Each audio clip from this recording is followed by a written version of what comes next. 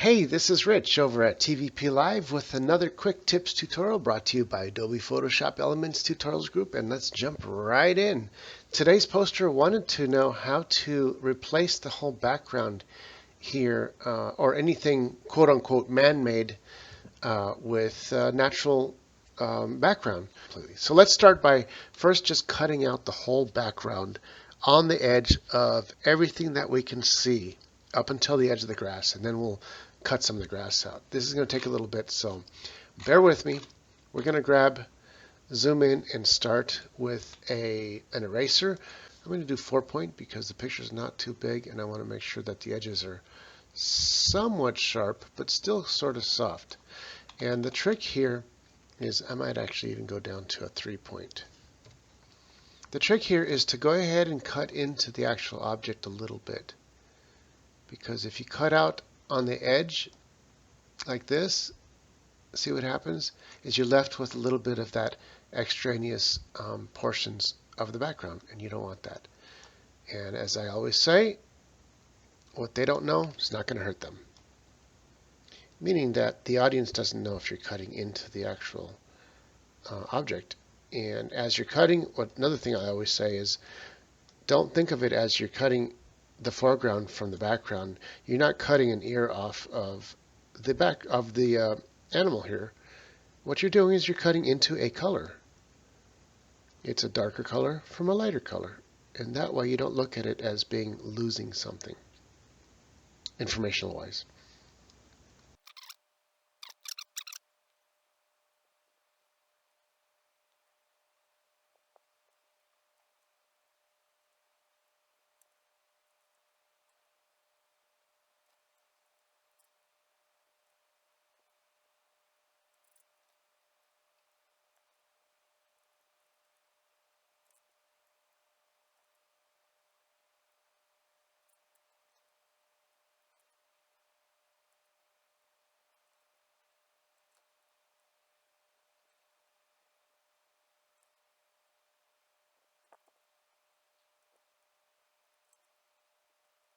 So now as we get close to finishing erasing the lines between the foreground and the background, we're going to zoom out, take a look at what we did. I can put a black layer in between, so I'll just fill in and you can see the black line. And we're basically now just going to cut out all of the background, which is everything around the tracing, using the polygon tool.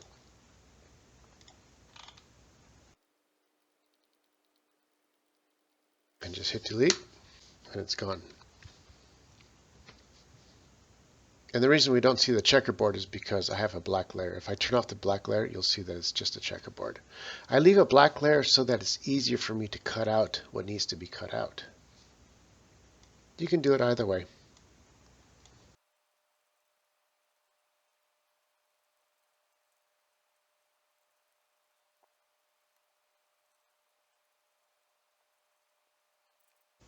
And lastly, I'm going to cut out the whole rest of the background here.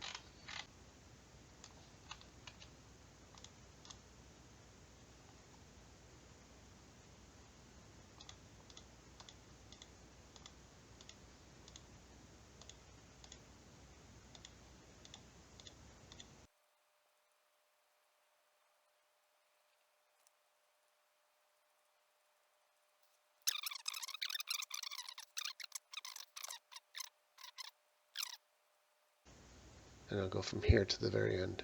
Boom, bring it up, boom, bring it over to the beginning. I'll zoom out and you'll see what I just did. I'll hit delete and boom, most of it's gone. So now that we have most of the background deleted, we can bring in another background, but let's first fix this head and then consider that our new background is going to have to mesh into this foreground grass. So we're going to have to cut away at some of this grass to do a dissolve. But first let's take care of the head of the missing head over here on this deer in the back. So we'll grab this guy here.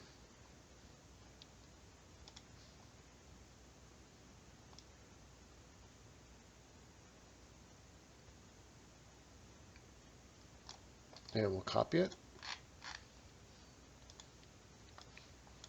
I'm going to turn off the background and take the eraser and once again erase the head out. Now take the polygon and we cut out the green background. Double click and hit delete. Now we got us just a head. I'm going to turn the background back on. Zoom in a little bit. Let's turn this head around. Image, rotate, and go horizontal. You want to pick these bottom ones because if you pick the top row up here, it's going to do the whole picture. So you go horizontal here, like that, and it'll just be just that image. Now we want to try to get the same angle that that animal is at, and I'm just going to guess it's somewhere around here.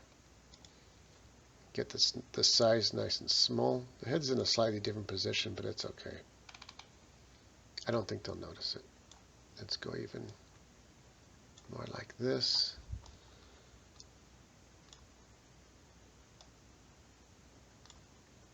I'm going to guess something like that should be pretty accurate.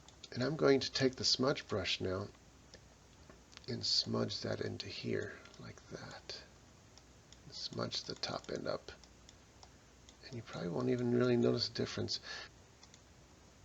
So I duplicated the layer, and now I'm just going to soften this whole edge here to be able to merge it.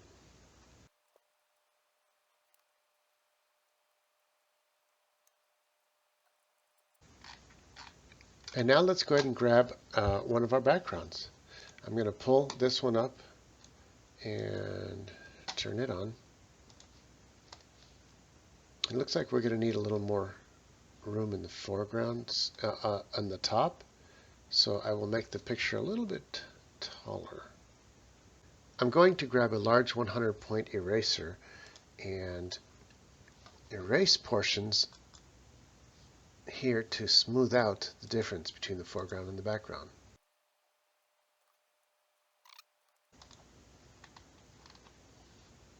All we have to do now is crop our image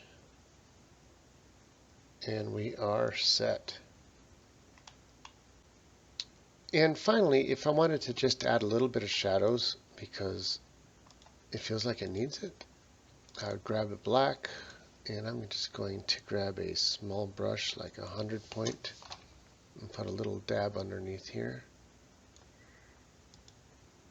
And another little one in here, maybe one here, maybe one there, and one. And just grab the smudge brush and just have fun with it. See that?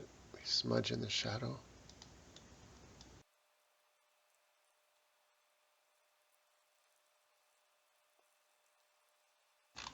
Okay, now that we got our shadows where we want them, we just go into the opacity and we just lessen them almost to nothing.